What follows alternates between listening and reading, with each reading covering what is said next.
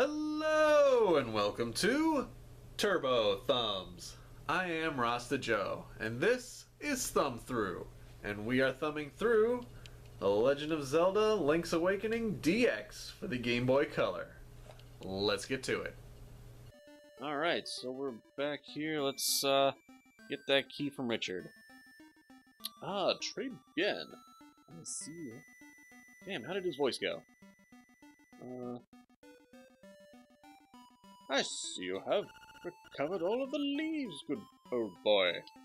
Now move this box and you will find your reward. Alright.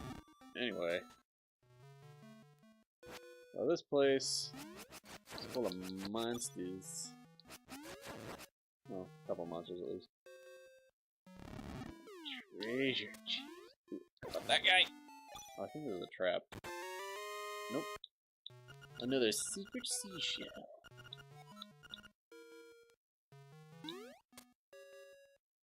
What we got now? 9. Okay. We want to get one more. We gotta go back to that house. Ah. Almost done here. Yep, knew that guy was there. Didn't remember exactly what was there, but I knew there was something. I don't even have to go over here. Okay. Sick of you crawly skull guys. Bah! Hit you with your own pimp! Alright, so I kinda gotta pay attention to what I'm doing here. I gotta clear this out to find the path. Get over to where that owl statue is. I don't think this is the right way, but whatever. It's not, but I can probably jump it, actually. Shoot the whoop! Yeah. Yeah, here we go, yeah. Get over here.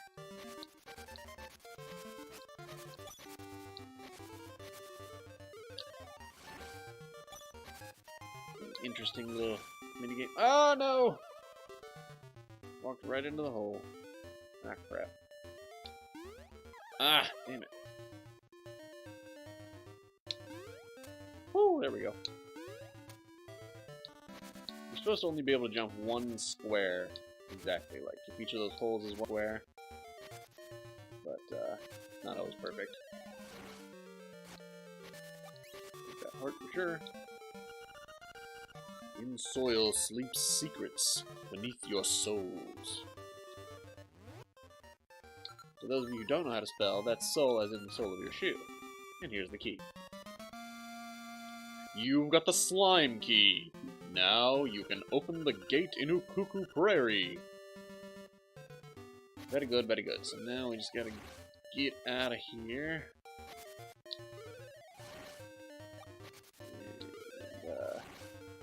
Go plug that key in its hole.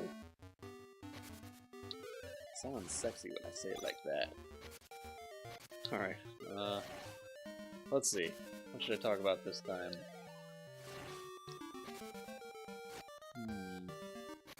What did you want to be when you grew up as a kid? I feel like I went through so many things. Like, first thing I wanted to be that I can remember was a veterinarian. I don't even know why I wanted to be a veterinarian. I wasn't particularly interested in the anatomy of animals or anything. And just whenever somebody would ask me, that's what I would say. And I mean, this is when I was like real little, so... You know, obviously I hadn't thought it through at all. But, yeah, so I said veterinarian for a while, and then I saw the movie Backdraft as a kid, which kind of scared me, but I wanted to be a firefighter after that. I wanted to be a firefighter for a while, and the night that I watched that movie, I was so scared that a fire was just gonna start out of nowhere, like the backdraft in that movie, like some smoke coming out from the door, and then the guy opens the door, and backdraft happens where the oxygen gets to the fire, and suddenly the fire like becomes huge, and the guy like almost dies or something. I don't know. I was a little kid then, but I don't know. After that night, I was just like terrified that a fire was just gonna spontaneously start or something. Let's see if I can get to that dungeon. What else do I want to be? I don't know. For a long time, I didn't really want to be anything. Like, I just thought, I'll just work some crappy job that affords me enough money to live, and I don't really want a career. Like, mainly after high school, I think I thought that. And that was kind of why I joined the army. I was just like, whatever, I can just do that, and they'll pay me, and whatever. I'll be fine. I'll just do a crappy job. I didn't want to have a career, in part because of my dad. He always seemed to come home, level 3, Key Cavern.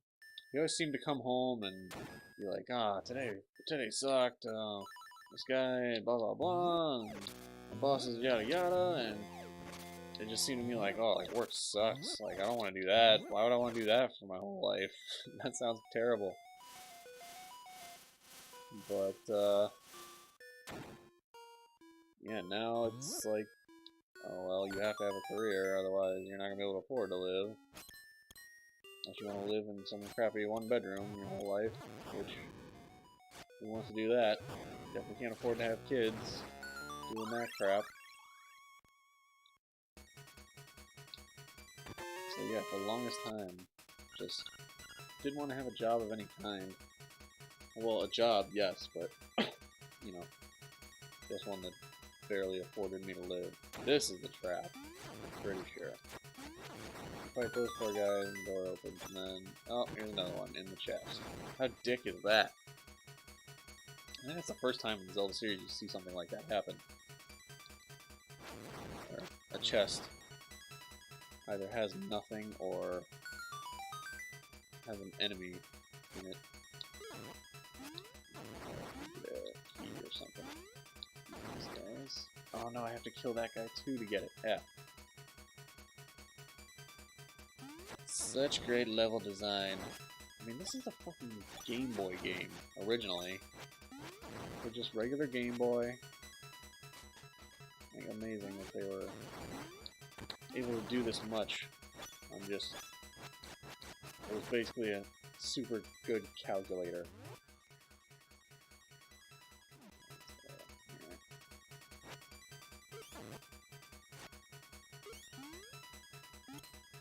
Ah!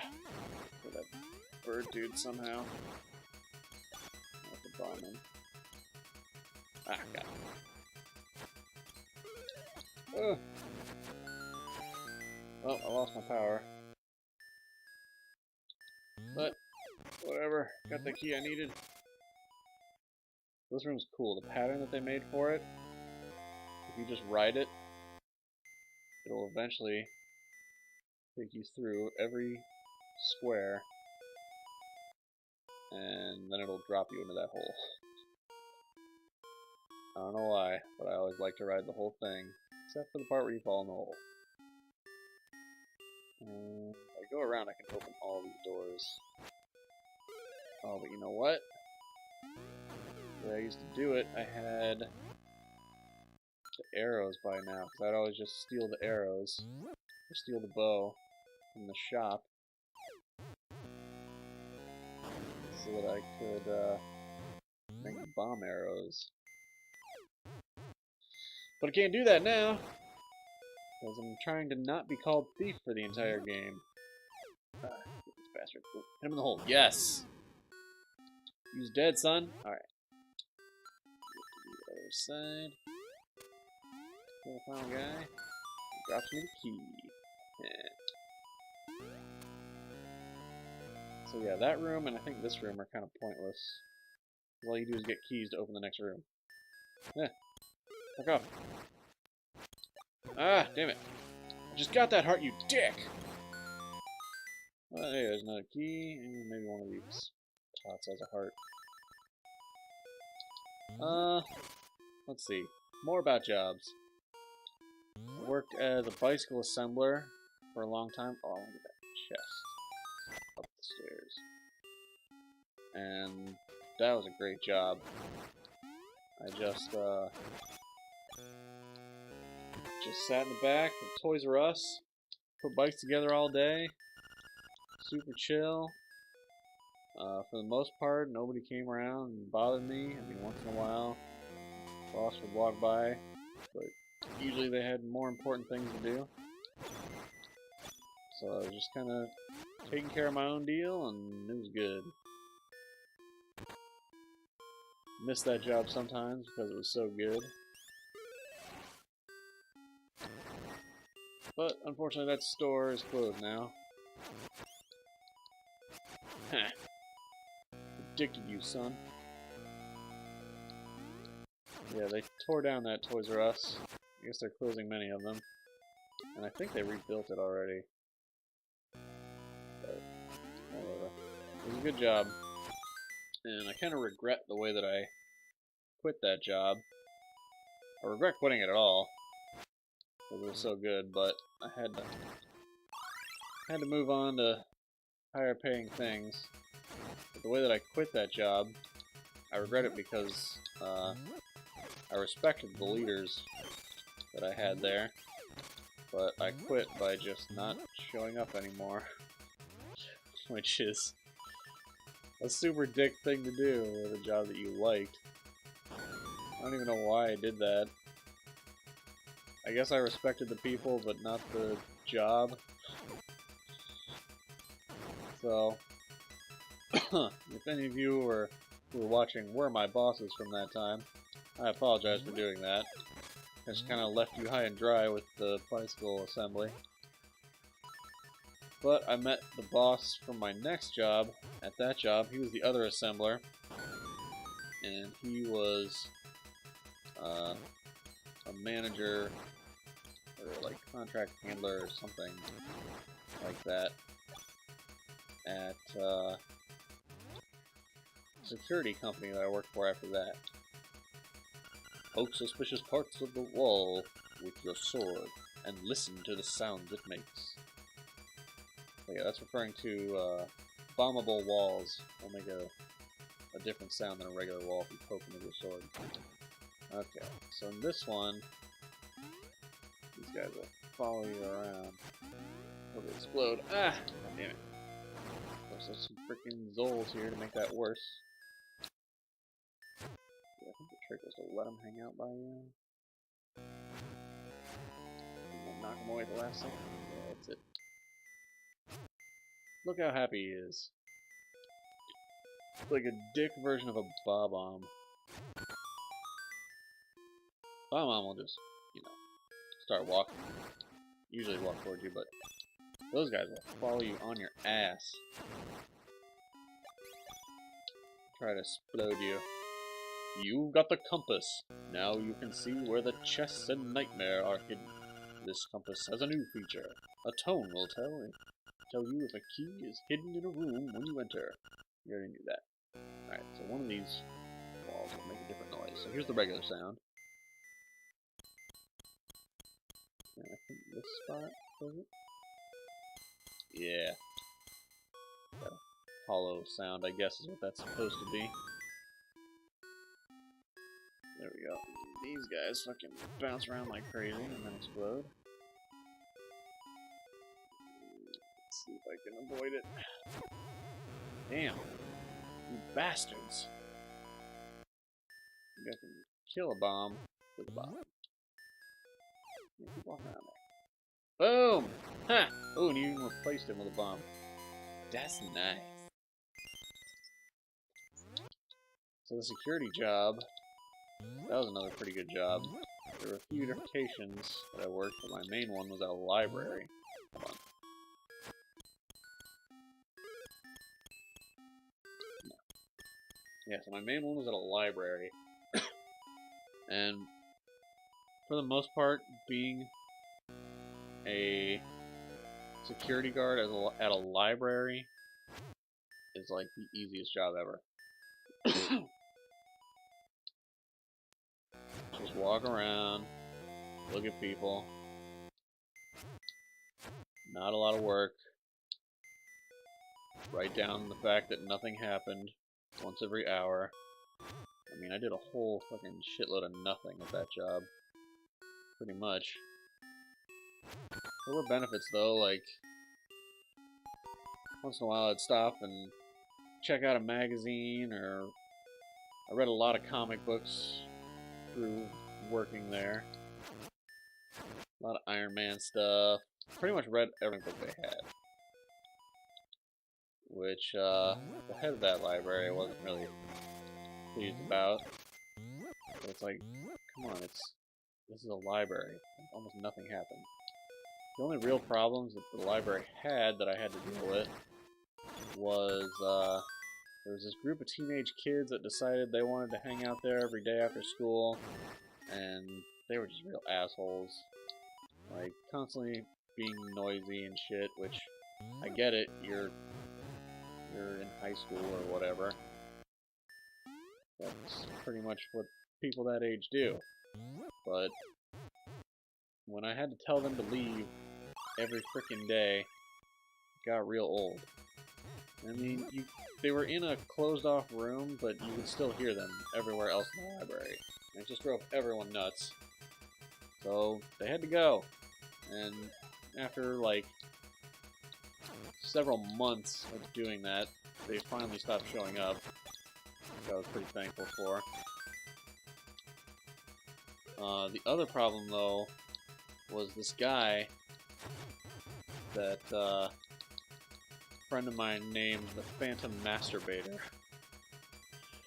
Because 2 separate times he showed up and picked a spot. The first time he was back in the newspaper section. I guess he grabbed a newspaper and maybe he had some porn behind it or something, but he just started jacking off in the newspaper section with other people, you know, sitting more or less right next to him. And so we got a description from him, or a description of him. So we knew more or less what he looked like, and but we didn't catch him. And the second time, he was sitting in the computer section, which was always full of people. It was like 15 or 20 computers that always had people sitting at them. And he just started torquing it to who knows what, just right there at the computers, until somebody came up and told me, there's this guy masturbating over here. It's disgusting and blah blah blah. And yeah, there wasn't a lot I could do. I went to go catch him, but damn it, that slippery bastard wasn't leaving right as I got to the computer section. And when I say leaving, I mean he was walking out the door. As I got to the computer section, I saw him from across the place, and I went to go get him. Oh shit! I do. Okay. So yeah, I went to go catch him, and ran out the front door, and the son of a bitch was gone. So unfortunately, I missed my opportunity to catch the Phantom Masturbator. And as far as I know, he never showed up again, because I did get a look at him that time. Like, I knew his face from that point, and I never saw him come in again. So, guess you got away with it, Phantom Masturbator. Congratulations. Hope you're real proud of yourself. Boom, there's one. Ah! You guys are basically weird crawly versions of Dodongos, I guess. But man, I wish you would come back so that I could catch him. Because that would have made me golden at that place. But, never did. Ah, Phantom Masturbator. He'll always be the one that got away. Would have cemented my job at that place forever. You got the Pegasus boots. If you hold down the button, you can dash. So we got the Pegasus boots. And they allow you to charge through these crystal things, which is quite nice. 3 keys, I think I need 4. That was the other key. That's probably upstairs. I think that way leads to the boss, and that's where I need to go eventually. But, well, it looks like we're basically out of time for this episode. So we'll come back next time and we'll get that key and take care of the boss. Okay, so that's it for this time on Thumb Through. If you like what you've seen here, don't forget to like, subscribe, and comment down below. You can also follow us on Facebook at facebook.com/turbothumbs or on Twitter at twitter.com/turbo_thumbs. I'll tell you a little bit more about my security job next time. But that's it for this time on Thumb Through. I have been Rasta Joe, and thank you for checking out Turbo Thumbs.